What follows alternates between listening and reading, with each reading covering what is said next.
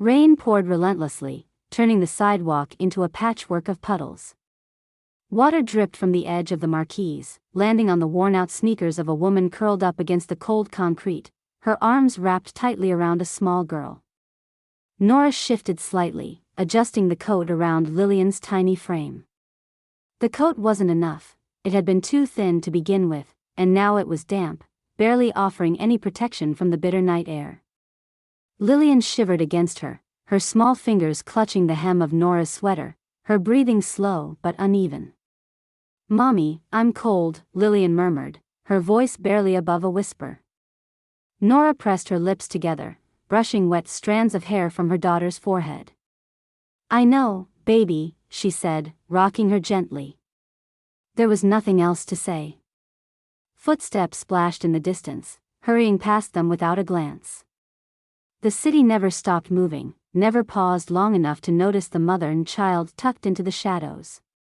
Nora had learned that early. People walked by, their eyes darting forward, avoiding anything that might make them feel guilty. A gust of wind sent a fresh wave of raindrops under the marquise, and Nora tightened her grip on Lillian, shielding her as best she could. Just a little longer. Just until the rain stopped. Maybe someone at the shelter would take pity on them in the morning, even if the beds were already full. Maybe she'd find a way to earn enough for a motel tomorrow. Maybe. The low hum of an engine broke through the steady rhythm of the rain. A sleek black car slowed to a stop in front of them, its tinted windows glistening under the streetlight. Nora stiffened. No one ever stopped here, not unless they had a reason. She glanced around, searching for an explanation, but the streets were mostly empty. Just a late-night driver caught at the red light, she told herself. Nothing to do with her. But the car didn't move.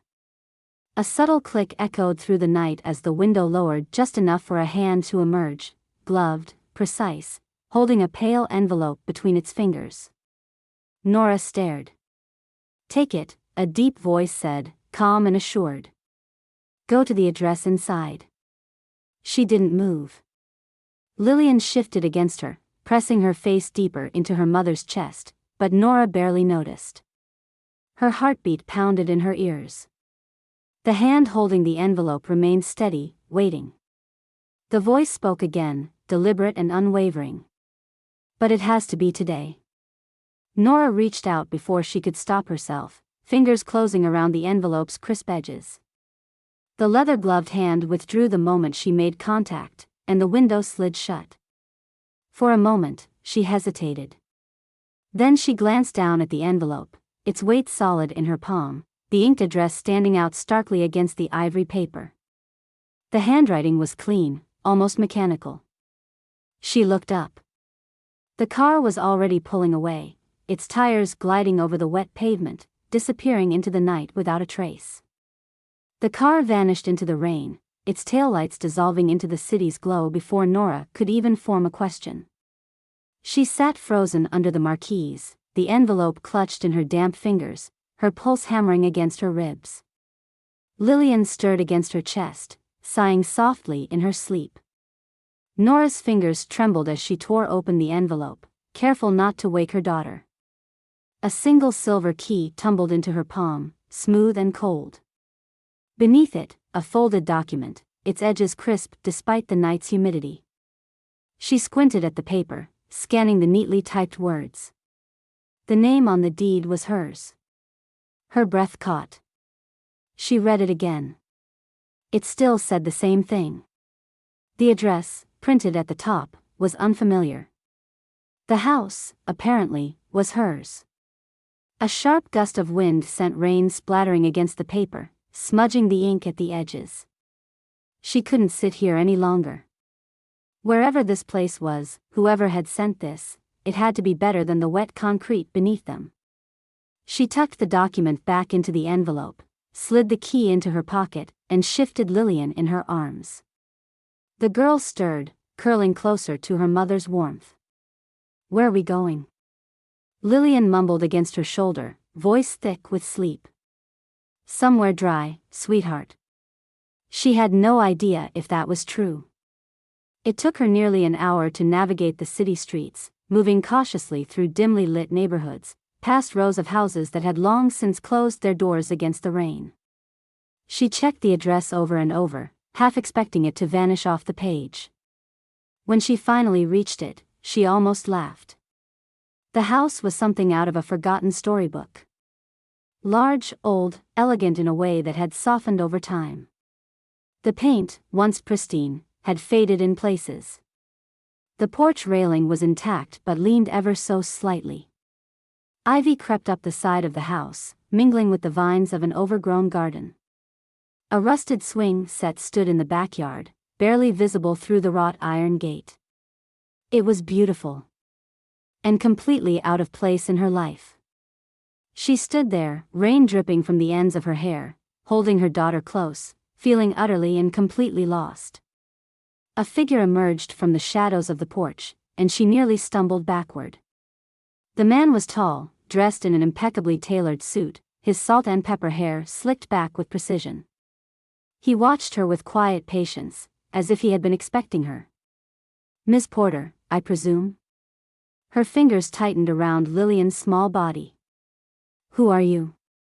"Mr. Donovan," the man said smoothly. "Legal representative of Mr. Smith." Her mouth went dry. "Mr. Smith?" Donovan gave a polite nod. "The man who arranged for this property to be transferred into your name. I assume you received the documents?" She hesitated, her grip shifting around the envelope. "Yes. But I don't understand." "I imagine you wouldn't," he said, as though discussing the weather. "Most people wouldn't.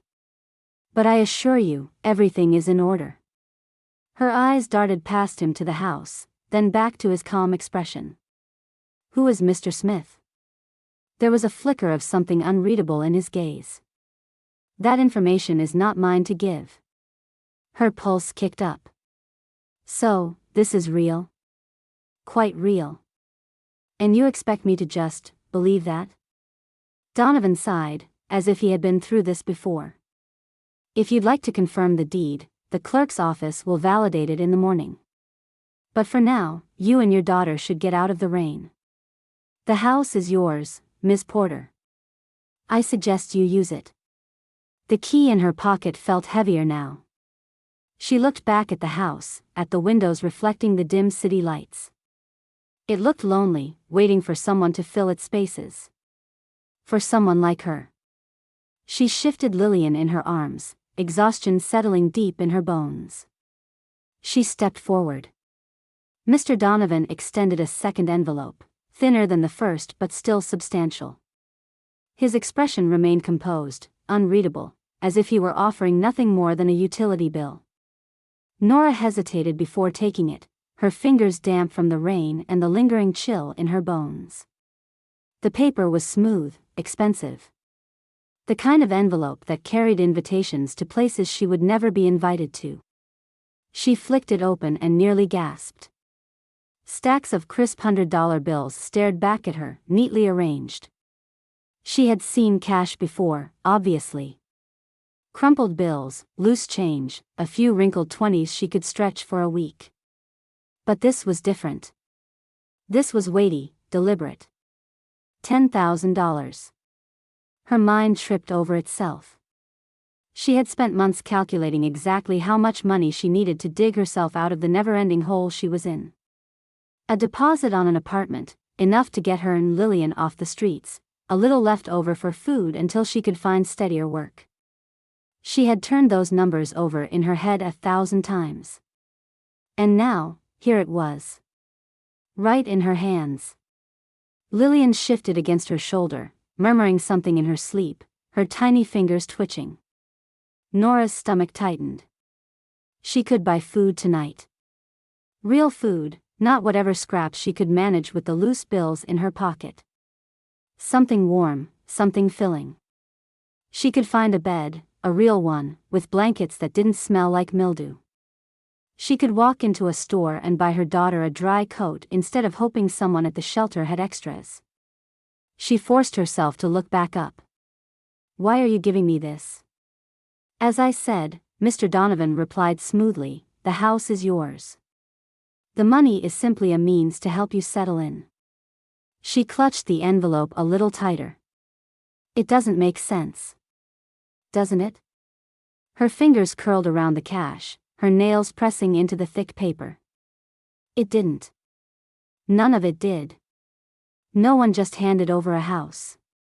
No one gave a woman like her, broke, exhausted, barely keeping it together, $10,000 without expecting something in return. Mr. Donovan reached into his briefcase, pulled out a thick set of documents, and handed them to her with the kind of practiced ease that suggested he had done this many times before. "You'll need to sign these to finalize the transfer," he said.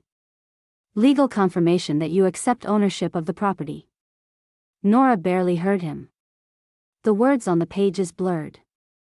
She flipped through them, catching glimpses of legal jargon she didn't understand. It all looked official, too official. Her throat tightened.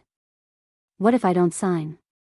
Donovan studied her, the polite, patient way people did when they were waiting for someone to catch up. "Then the house remains vacant.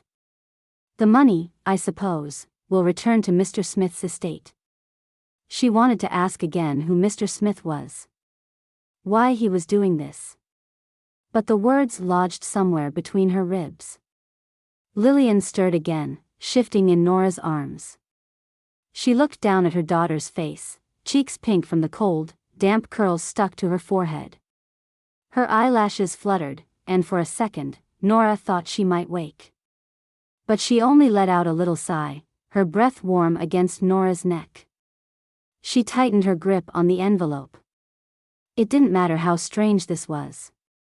It didn't matter if it made sense. It was money. It was food. It was shelter. Her signature had never been worth much. It had been scrawled on rental applications she never heard back from, at job interviews where managers nodded and told her they'd call. It had been scratched onto forms at shelters, permission slips for assistance programs, legal documents she barely understood when she was too young to know better. But tonight, her signature could buy dinner. She dug into the pocket of her jacket, pulled out a cheap pen, and signed. Steam curled from the soup, thick and fragrant, filling the tiny diner booth with warmth. Nora watched as Lillian eagerly lifted a spoonful to her lips, blowing on it with the kind of exaggerated effort only a child could muster. Her tiny hands gripped the bowl like it might vanish if she let go. Nora took a bite of her own meal, something hot and filling, probably the best thing she had eaten in weeks. Her body was still catching up with the fact that she was no longer out in the rain, no longer huddled against a wall, bracing for another long night of uncertainty. Lillian kicked her legs under the table, her voice sleepy but content. "Is this our special dinner?" Nora swallowed down the lump in her throat. "Yeah, baby. Our special dinner." The money in her pocket felt unreal, like she might wake up any second to find it had never been there. But the soup was real. The bread was real. The way Lillian's face had lost its pinched, tired look was real. They finished their meal slowly, stretching out the moment, as if they could make it last longer just by not moving too fast. But eventually, exhaustion weighed too heavy, and it was time to go. The house loomed in the dark when they returned, its tall windows catching the glow of a distant streetlight. It was eerily quiet, the kind of silence that came with an empty home. Inside, the air smelled like dust and something slightly stale, but it wasn't unpleasant. It was just old, waiting to be lived in again. The furniture was sparse, mostly covered with sheets, but the couch in the front room was sturdy enough. She piled their coats and bags into a makeshift bed, then settled Lillian against her, tucking the child into the warmest spot she could make. Lillian pressed close, her breath slowing, her fingers curling into the fabric of Nora's sweater. The soft rise and fall of her little chest was steady, safe. Nora's eyelids grew heavy, the weight of the night finally catching up to her. For the first time in weeks, she let herself go. When she woke, the light spilling through the curtains was soft and golden. The house creaked around her, adjusting, like an old friend stretching after a long sleep. For a moment, she didn't move. The ceiling above her was high, detailed with old crown molding. The air smelled a little less stale, her own presence already shifting the space. Lillian was still curled against her, one arm thrown across her stomach, her hair a tangle of soft curls. Nora exhaled slowly. Everything that had happened the night before pressed in on her at once: the envelope, the money, the house, the name on the deed. She rubbed at her face, trying to push away the lingering fog of sleep. It was real. The paper had been in her hands. The key had turned in the lock. But it still didn't make sense. Carefully, she eased herself out from under Lillian's tiny weight, leaving a folded sweater in her place. The child murmured something in her sleep but didn't wake. Nora padded across the wooden floor, pressing her fingers to the envelope that still sat on the kitchen counter. She flipped it open, unfolding the deed with slow, deliberate movements. Her name was there, clear as day. She had to know for sure. She scribbled a quick note for Lillian and placed it next to their half-eaten loaf of bread, then pulled on her shoes and stepped out into the morning air. The clerk's office smelled like old paper and coffee that had been sitting too long on a burner. A woman with tired eyes and a sweater that had seen better days sat behind the counter, clicking away at a keyboard with methodical slowness. Nora waited her turn, shifting on her feet, fingers curled tightly around the envelope in her hands. When she reached the front, she slid the document across the counter. "I need to verify a deed." The woman glanced at her, then at the paper. With a sigh, she adjusted her glasses and started typing. Nora watched every movement, every shift in expression, waiting for something to be wrong. The woman clicked a few more times, then nodded. "It's real." The words didn't register at first. "Sorry?" The woman looked at her properly this time, as if noticing how pale she had gone. "It's real. The deed is valid. The property is in your name." The room spun slightly. It didn't make sense. It was hers. Nora stood outside the grocery store, staring at the automatic doors as if they might reject her the moment she stepped inside. It had been a long time since she had shopped without doing math in her head, subtracting every item from an already non-existent budget. She could still feel the weight of the cash tucked securely inside her bag, unreal and dangerous, like something she wasn't supposed to have. Lillian tugged at her hand, her small face turned upward in confusion. "Are we going in?" Nora blinked. "Yeah, baby. We're going in." The warmth hit them immediately, the artificial brightness of the store almost overwhelming. It smelled like floor cleaner and bread, and for the first time in weeks, she wasn't just walking past it, pretending she wasn't hungry. She reached for a cart and hesitated. A cart. She never took one because she never needed one. But this time, she did. She lifted Lillian into the seat and pushed forward, each step making her more aware of how out of place she felt. A loaf of fresh bread, not the day-old kind she usually got from donation bins. A pack of eggs. Real butter. A carton of milk that wasn't about to expire. She placed items in the cart slowly, deliberately, checking and double-checking, not because she had to, but because the habit was hard to break. Lillian watched with wide eyes. "Can I pick something?" The question nearly made Nora's breath hitch. She had spent so long saying no, telling her daughter they had to make do with what they had. She forced herself to nod, trying to keep her voice steady. "Go ahead." Lillian's little face lit up as she pointed to a box of cereal with a cartoon princess on the front. The kind that had been nothing more than a dream before. Nora placed it in the cart without hesitating. They moved through the aisles, picking out the essentials and a few things that made absolutely no sense, just because they could. She added a fresh towel for Lillian, a cheap set of pajamas, cleaning supplies, and a few basic toiletries. At checkout, she handed over cash with steady fingers. The clerk didn't look at her twice. Just another customer buying groceries. Normal.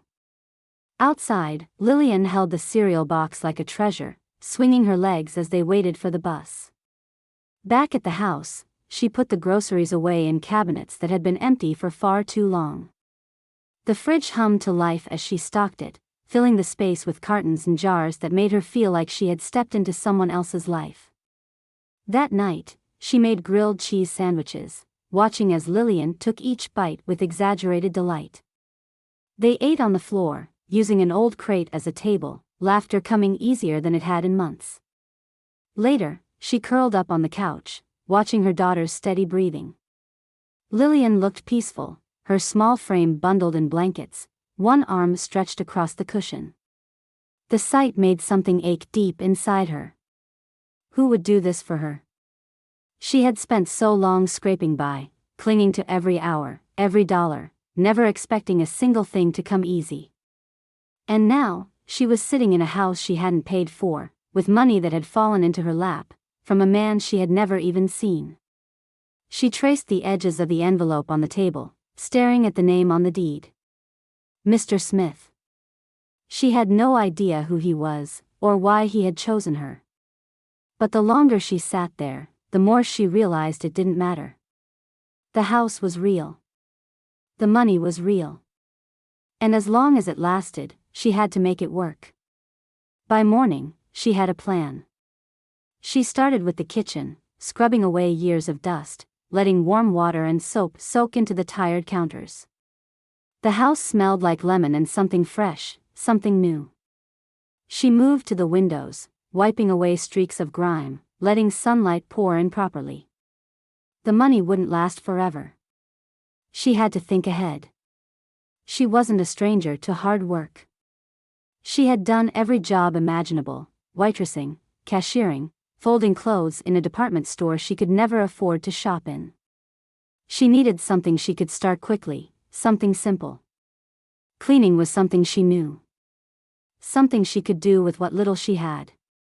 She spent the afternoon jotting down a list of supplies, figuring out what she needed to get started. She could take on houses, small offices. Word of mouth could go a long way if she just got one good client. It wasn't glamorous. It wasn't what she had once imagined for herself. But it was hers. And that was enough. Nora stood in the center of what had once been a grand living room, her hands resting on her hips, surveying the progress she had made. The air smelled like lemon-scented cleaner and fresh wood polish, a sharp contrast to the mustiness that had clung to the house when she arrived. Sunlight filtered through the tall windows, casting warm patterns on the floorboards she had spent hours scrubbing. The house had been patient with her, revealing its beauty one small step at a time. She had started with the essentials, the kitchen, the bathroom, a space to sleep. But as the days passed, she found herself tackling more, drawn into the process of making the house her own. She peeled away old wallpaper, uncovering layers of history beneath. She swept dust from forgotten corners, wiped grime from glass panes until the world outside looked clear again. Each day, the house transformed. She cleaned out a small room at the back of the house and turned it into a proper bedroom for Lillian, painting the walls a soft yellow with cheap paint she found on clearance.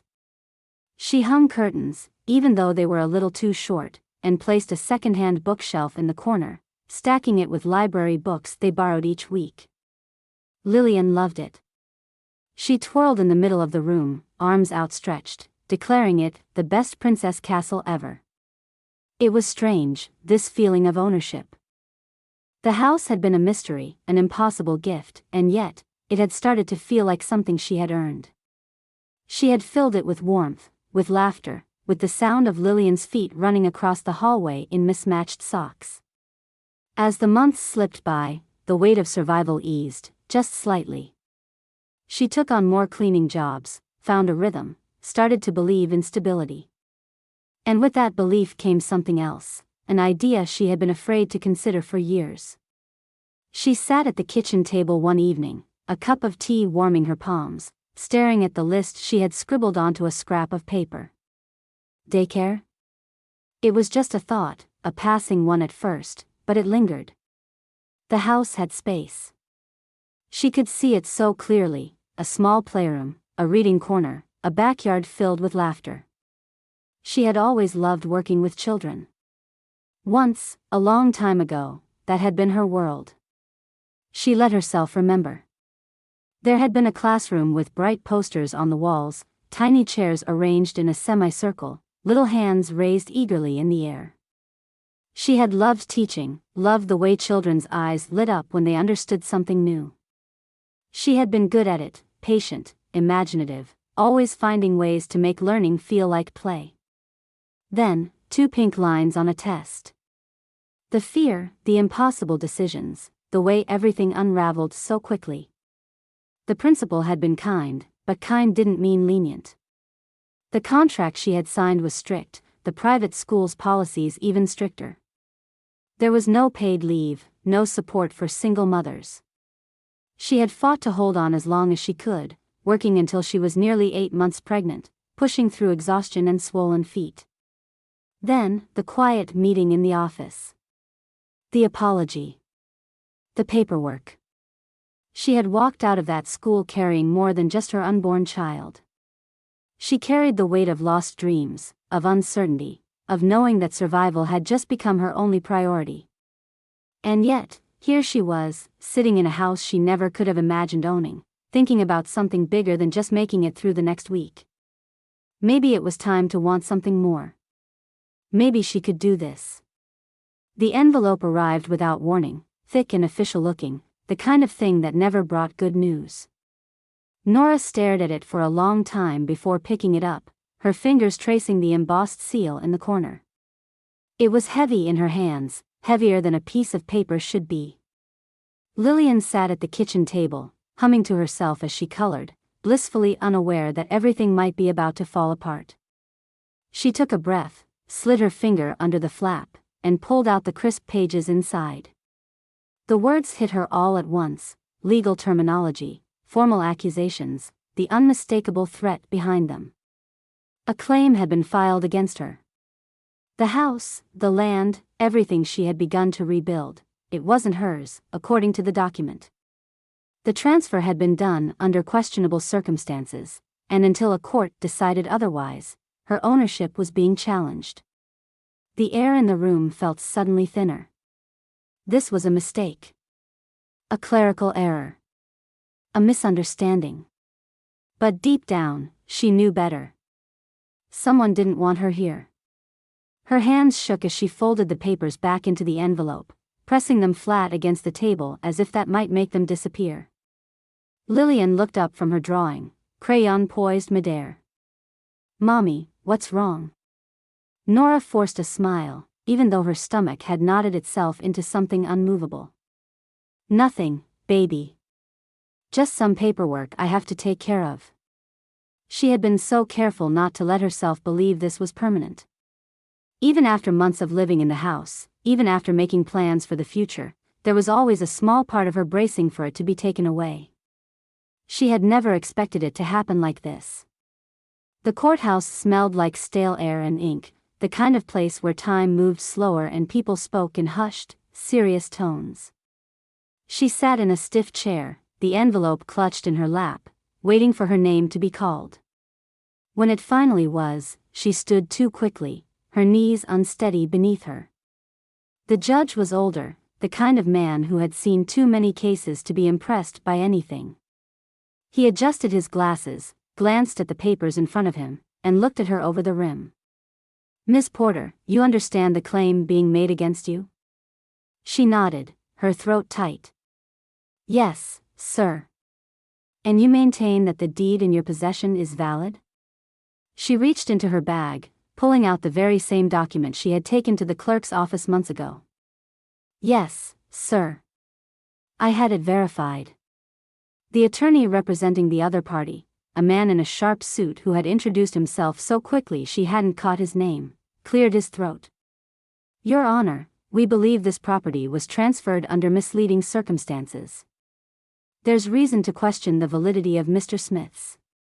The judge held up a hand. "I'm looking at the records now. The deed is in Ms. Porter's name. It was properly filed. Unless you have evidence proving fraud or coercion, I don't see a reason to overturn it. Nora gripped the edge of the table, heart pounding. The attorney shifted uncomfortably. Your Honor, we simply ask for additional time to investigate the origins of this transfer. There are unusual circumstances. Unusual doesn't mean illegal, the judge said flatly. He turned back to Nora. Ms. Porter, you are the legal owner of the property. Case dismissed. It took a second for the words to settle, for her mind to wrap around them properly. She won. The deed was real. The house was hers. Relief flooded her, but it was thin and fragile, unable to fully take root. Someone had tried to take this house away from her. And she had no idea who, or why. The knock came just as Nora set Lillian's breakfast on the table. It was sharp, precise, the kind that didn't belong to a lost neighbor or a friendly delivery person. It startled her so much that she nearly dropped the spoon in her hand. Lillian, perched on her chair with a mouthful of toast, barely looked up. Someone's here, she announced, as if Nora hadn't noticed. Nora wiped her hands on a dish towel and hesitated. It had been 2 weeks since the lawsuit had been thrown out, 2 weeks of waiting for the other shoe to drop. Maybe this was it. She crossed the worn wooden floor and cracked the door open, just enough to see who was standing on the porch. An elegant woman stared back at her, dressed in a navy blue coat tailored to perfection, her dark hair swept into a flawless chignon. She looked like she had stepped out of a world that had no room for things like missed rent payments or second-hand jackets. But it wasn't the woman's expensive clothes or the icy confidence in her posture that made Nora's breath catch. It was the look on her face. Pure, unfiltered shock. You, the woman whispered, barely audible over the sound of the wind rustling the trees. I should have known it had to be you. Nora tightened her grip on the doorframe. Do we know each other? The woman's lips pressed together into a thin line, her expression shifting so fast it was almost dizzying. The moment of surprise vanished, replaced by something colder, something assessing. I'm Margaret Smith, she said, her voice smooth but sharp around the edges. Nora blinked. The name settled over her like a weight, familiar and unfamiliar all at once. Smith. Her stomach twisted. Mr. Smith. Margaret exhaled, her gaze sweeping past Nora, landing on the small glimpse of the house visible through the doorway. So, he actually did it, she murmured, more to herself than to Nora. Nora's pulse quickened. Who did what? Margaret's eyes snapped back to her. My son, she said simply. He's the one who gave you this house. Nora barely had time to process Margaret's words before the woman took a sharp step forward, her heels clicking against the wooden porch. You tricked him, Margaret said, her voice slicing through the air like a blade. Nora's fingers tightened around the edge of the door. What? My son, Margaret spat. You manipulated him. Convinced him to give you this house. A house that has been in our family for generations. The accusation knocked the breath out of her. Of all the things she had expected, this wasn't it. I didn't trick anyone, Nora said, her voice steadier than she felt. I was given this house legally. I have the deed. Margaret let out a sharp laugh, but there was no humor in it. Oh, I'm sure you do. And I'm sure you were more than happy to sign whatever documents were handed to you. A woman like you, she cut herself off, nostrils flaring. Nora's entire body stiffened. A woman like her. She knew exactly what Margaret meant. She took a breath, forced her voice to stay even. I don't know your son. I never saw his face. A car pulled up one night, a man handed me an envelope with a key and an address, and then he was gone. Margaret shook her head, as if Nora were saying something ridiculous. That's absurd. It's the truth. Margaret's lips pressed into a thin line. For the first time, something wavered behind the anger, something sharper, something that almost looked like fear. Nora saw it, even if Margaret tried to hide it. I don't know what kind of scam you pulled, Margaret said, regaining her composure. But this house does not belong to you. It belongs to my family. And I want it back. Nora's pulse pounded in her ears. That's not happening. Margaret's fingers curled at her sides. You have no right to it. I have legal ownership. Because my son was a fool, Margaret snapped. He has always been reckless. Too sentimental. And clearly, he let someone take advantage of him. Nora's patience was gone. She stepped forward, gripping the door. You need to leave. Margaret blinked. Excuse me? This is my house, Nora said, her voice firm. I don't know what your issues are with your son, but they have nothing to do with me. You need to go. Margaret's jaw clenched. If you don't leave, Nora said, her hand hovering over the door, I'll call the police. A muscle in Margaret's cheek twitched, but she didn't move. For a moment, they stood there, the tension thick between them. Then, without another word, Margaret turned on her heel and walked away. Nora watched her disappear down the path, her stomach twisting. This wasn't over. Nora barely slept. Every time she closed her eyes, Margaret's voice echoed in her head, sharp and filled with accusation. She tossed and turned on the lumpy couch, staring at the ceiling, listening for any sound outside. She knew it was ridiculous. Margaret wasn't going to come back in the middle of the night and try to drag her out of the house. But that didn't stop the fear from settling deep in her bones. Who were these people? Who was the man who had given her this house? She had spent months trying not to ask that question, afraid of what the answer might be. Afraid that if she questioned it too much, the dream would disappear. But it was clear now, someone didn't want her here. Lillian murmured in her sleep from the small bedroom, her tiny voice breaking through the silence. Nora sat up, rubbing a hand over her face. Was he in trouble? Was that why he had been in such a hurry that night, why he had handed her an envelope and disappeared? Why her? She paced the kitchen the next morning, her hands wrapped around a cup of coffee that had gone cold. Her thoughts circled the same questions, over and over, never landing on anything that made sense. She thought about going back to the clerk's office, digging deeper, but what would she even ask? A sharp knock at the door sent the mug slipping from her hands. It hit the counter, coffee spilling over the edge, but she barely noticed. She stood frozen, staring at the door, her heart pounding. She didn't want to open it. Margaret's visit had rattled her too much. If she saw that woman's face again, heard that cold voice demanding she leave, she didn't know if she had the energy to fight back. The knock came again, more insistent this time. Nora took a shaky breath. She stepped forward, her fingers hovering over the doorknob, and pulled it open. The cup of tea she had been holding crashed to the floor. The man standing in front of her was the one she had spent years trying to forget.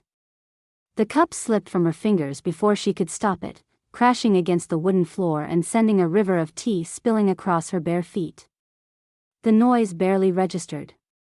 The only thing she could focus on was the man standing on her doorstep. It was him. Her breath caught somewhere in her throat, stuck between disbelief and something dangerously close to panic. The rain that had been threatening all morning finally broke, a soft drizzle misting the air, catching in his dark hair. He was older now, sharper somehow, but there was no mistaking him. The same deep-set eyes, the same strong jaw, the same presence that had once made her feel like she was standing on the edge of something she wasn't ready for. Lillian's father. She had spent years imagining what she would say if she ever saw him again. How she would look him in the eye, demand to know why he had disappeared, why he had never come back. But now that he was here, standing in front of her, all she could do was grip the edge of the door, trying to steady herself against the wave of memories crashing into her.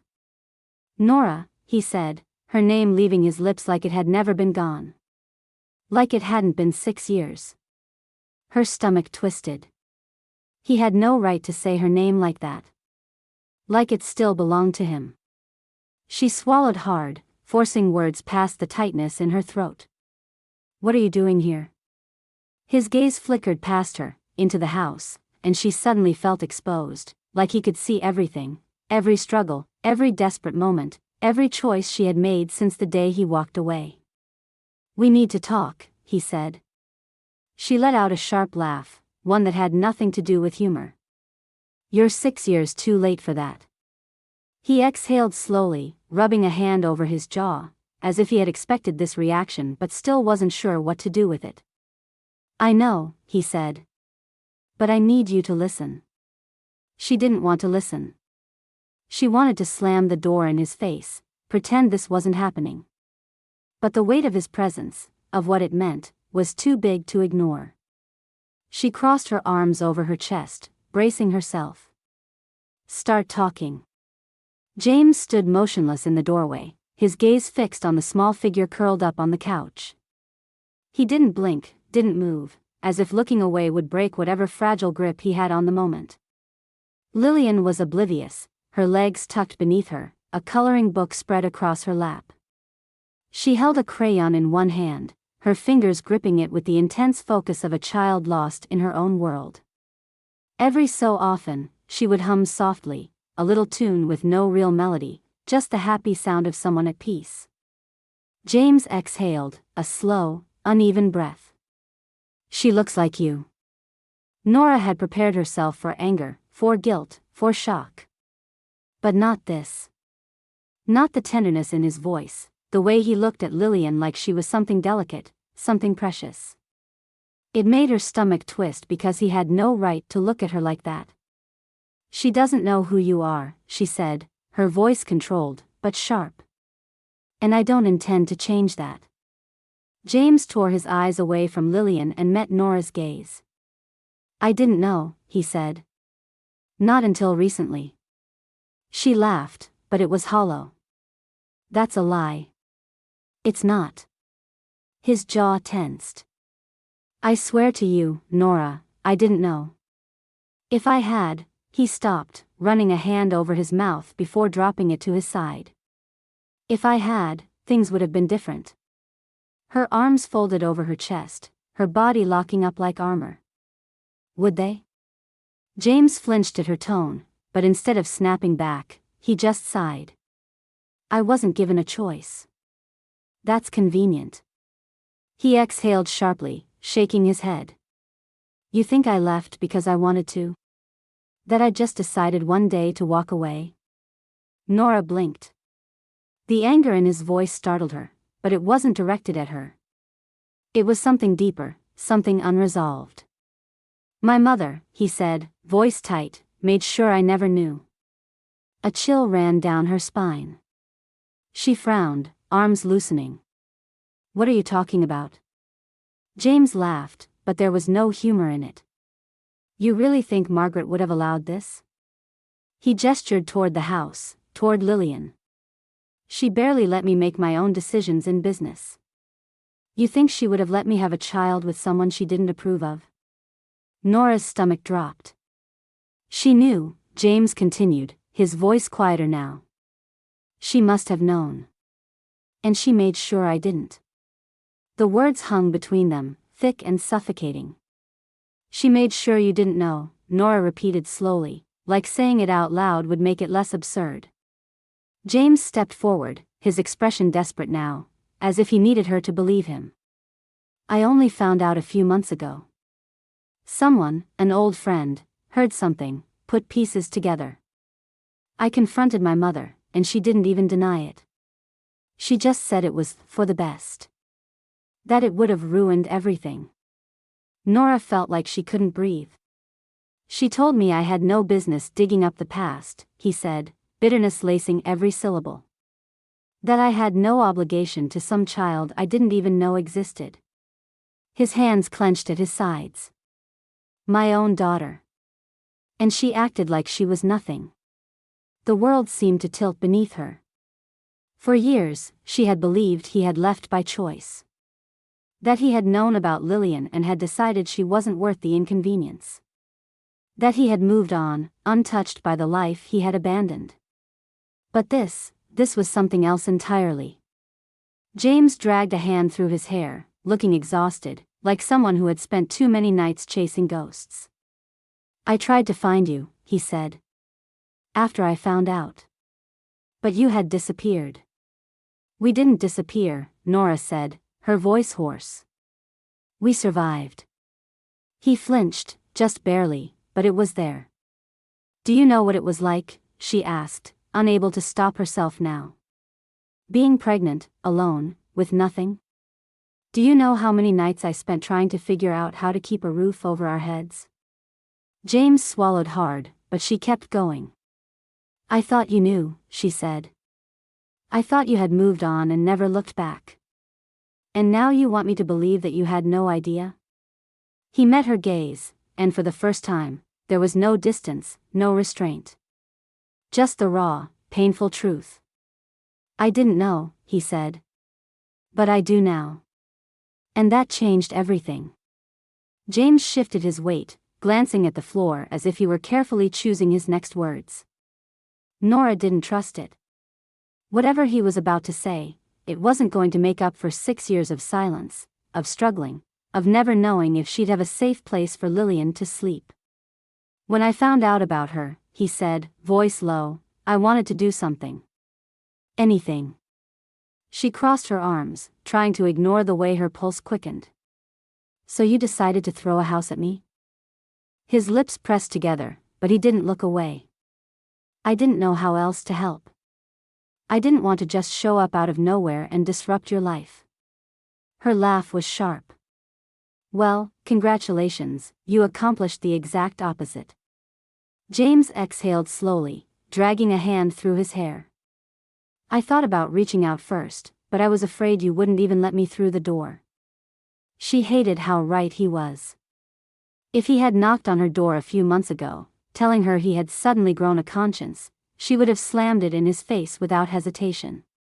The house was the safest way I could help without forcing myself back into your life, he said. I put it in your name, set aside money to make sure you'd have enough to start over. You make it sound so simple, she said, shaking her head. But it wasn't. You don't just drop a house on someone and disappear. James hesitated, his fingers twitching at his sides. I didn't want to disappear. Then why did you? His jaw tightened. Because I had to be careful. I knew if I made one wrong move, my mother would step in and try to stop it. Nora could almost hear Margaret's voice again, that icy, clipped tone as she stood on the porch, demanding that she give the house back. It hadn't been about the property itself. Margaret hadn't wanted Nora to have anything that belonged to their family. James continued, his voice edged with frustration. She had been keeping tabs on me. She noticed money moving out of accounts, legal transfers being arranged. I wasn't exactly subtle. Of course he hadn't been. He was probably used to signing things over with a flick of a pen, never thinking twice about the numbers shifting in his accounts. To him, this house had just been an asset, a thing to be given away, something to be solved with paperwork. But to Nora, it had been the difference between survival and collapse. She was furious, James said. Told me I was ruining everything, throwing away my future. She tried to block the transfer, but I had already finalized it. So she came after me instead, Nora muttered. James winced. I didn't know she would go that far. Well, she did. She wanted to tell him about the lawsuit, about standing in that courtroom while some slick attorney tried to argue that she had no right to the house. About the fear that had gripped her when she thought she might lose everything again. But what good would that do now? James let out a breath, raking a hand through his hair again. I should have been there. I should have told you myself. I just thought. You thought what? She snapped. That you didn't need me, he admitted. That maybe you had already built something for yourself, and I had no right to interfere. She stared at him, disbelieving. So your solution was to throw a house at me and hope it fixed everything? His expression darkened. I was trying to help, Nora. She wanted to stay angry, wanted to hold on to the resentment that had fueled her for so long.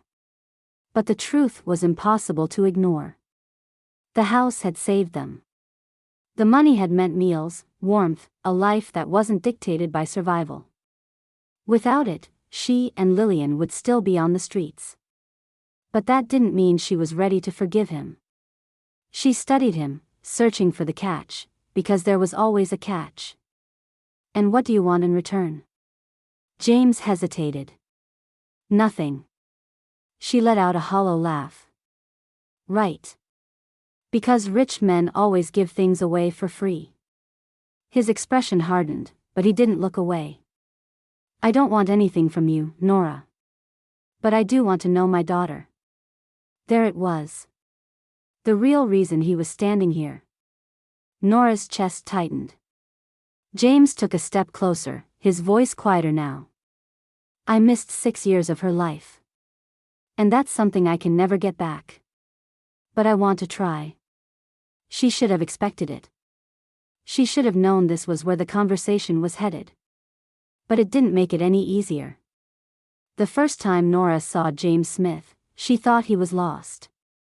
It was during her second year teaching, and she had just finished cleaning up her classroom when she spotted him in the hallway, tall, sharply dressed, very much out of place in a building filled with crayon-smudged posters and the faint scent of glue. He stood outside the principal's office, looking at his phone with the kind of quiet impatience that came from knowing people were supposed to wait for him, not the other way around. She had barely given him a second glance until one of her coworkers whispered, "That's James Smith. His mother is on the school board." Nora only nodded, uninterested. She had learned quickly that schools like this, private, expensive, filled with the children of people who wore power like a second skin, came with men like him. Men who only showed up when their money was being discussed. But then, an hour later, he had wandered into her classroom. She was gathering papers, barely paying attention, when she felt his presence before she even looked up. I think I'm in the wrong place, he said, glancing around at the alphabet rug and the neatly labeled shelves of books. That depends, she said. Were you looking for a room full of 6-year-olds? His mouth twitched, just slightly. Not today. He had been sent to observe the school, something about a donation his family was making, a scholarship fund with their name attached to it. He was supposed to sit in on a class, but he hadn't been given a specific one, so he had wandered until he ended up in hers. I don't usually have visitors, she said, gesturing to the lone chair in the back. But if you're staying, take a seat. He hesitated, then actually sat, watching as she finished her lesson plan for the day. Later, she would look back on that moment and realize it was the beginning of everything.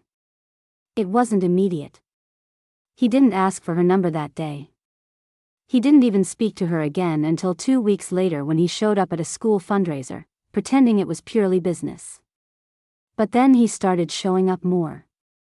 Casual conversations turned into real ones. She learned that beneath his polished exterior was someone who hated being forced into a role he had never wanted. He learned that she had worked herself to the bone to get here, that she loved teaching more than anything, even when the school's strict rules made it difficult. And then, one night, after too many lingering glances and too many moments where they almost but didn't, he kissed her. It wasn't the kind of romance that unfolded slowly, with careful steps and well-planned moves. It was fast, intense, something that burned bright and disappeared before she even had time to process what it meant. He had made her feel like she was more than just another teacher in another underfunded classroom. Like she was someone worth noticing. At first, she told herself it was nothing.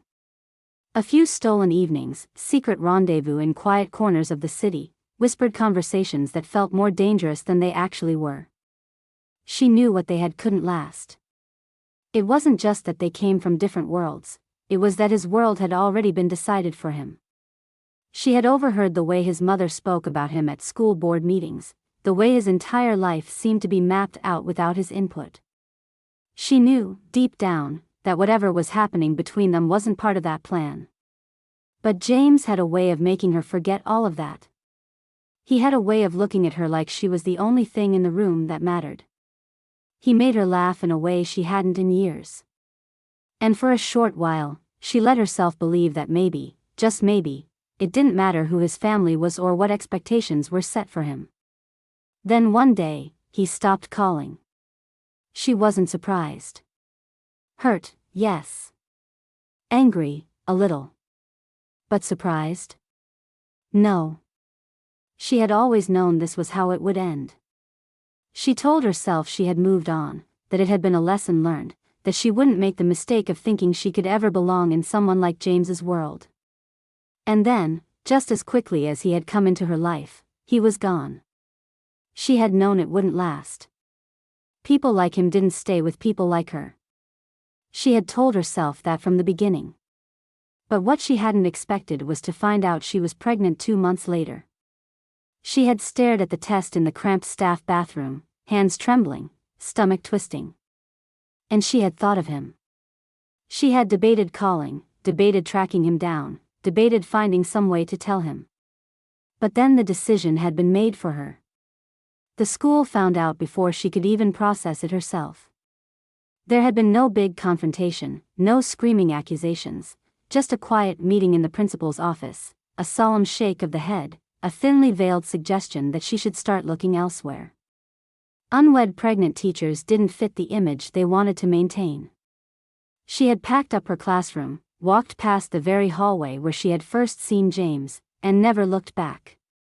And now, standing in front of him, hearing the words I never knew come out of his mouth, she felt like she was still that same girl, holding a test in her hands, wondering how everything had fallen apart so fast. James stood his ground, his shoulders squared, his jaw tight. "I'm not leaving," he said, voice firm but controlled. "I won't walk away from her." Nora had heard a lot of things from James in the last 24 hours, but this? This was the first time she actually believed him. Margaret, standing just outside the doorway like she could will herself into the house by sheer force alone, scoffed. "You think you have a choice," she snapped. "You think you can just waltz back into this girl's life like it's that simple?" James barely spared her a glance. "It is that simple." Margaret stepped forward, the sharp click of her heels echoing through the entryway. "You are making a mistake," she said, each syllable measured and deliberate. "I will not allow you to throw your life away on my own daughter." James cut her off, his voice rising. "On the only thing that actually matters?" Margaret's lips thinned. "This is ridiculous. This woman has manipulated you into believing." "No," James said sharply. "No one manipulated me. You kept this from me. You decided what my life was supposed to be, just like you always have. But this isn't about you. It never was." Nora stood frozen, watching as the two of them faced off. It was like watching a storm rolling in, inevitable, dangerous, impossible to stop. Margaret inhaled sharply, straightening her spine. "If you do this," she said, her voice cutting like glass, "if you choose them over your family, over everything we've built, you will lose everything. Do you understand me?" James didn't hesitate. "I don't care." A flicker of something crossed Margaret's face, maybe surprise, maybe disbelief, but it was gone as quickly as it had appeared. "Don't be foolish," she said. "You've never lived without the security of this family. You wouldn't last." James let out a short, humorless laugh. "Then I guess I'll find out." Margaret took a step back, her face unreadable now. For the first time, she looked uncertain. Like she hadn't expected this, hadn't truly believed that he would walk away from everything she had spent years making sure he valued. But he didn't hesitate. Without another word, she turned on her heel and walked out the door. The silence she left behind was deafening. James exhaled, running a hand down his face. "Well," he muttered, "that went about as well as I expected." Nora shook her head, still reeling. "You just gave up your entire life." "No," James said, looking at her. "I just decided what I actually wanted to be." Before she could even begin to process that, a small voice broke through the room. Mommy?" Lillian had peeked out from behind the living room doorway, her big, curious eyes darting between them. She clutched a stuffed rabbit in one hand, her tiny fingers curling into its soft fur. James inhaled sharply, his entire body shifting, softening. Nora watched as something passed over his face, something raw, something she had never seen before. He slowly crouched down to her level, careful, like he was afraid to scare her. "Hi," he said, his voice gentler than she had ever heard it. "I'm James." Lillian looked up at Nora, uncertain. Nora swallowed past the lump in her throat. "It's okay, sweetheart." Lillian hesitated for only a second longer before stepping forward, her small hand gripping the edge of the couch. She tilted her head, studying him the way she studied new books at the library, curious, cautious. James stayed perfectly still, waiting. Finally, Lillian spoke. "You have the same eyes as me." James let out a breath that sounded suspiciously like a laugh. His voice was rough when he said, "Yeah. I think I do." Lillian chewed her lip, considering. "Are you staying for dinner?" Nora's chest ached. James blinked, like he wasn't sure if he had heard her correctly. "Would you like me to?" Lillian nodded once, decisive.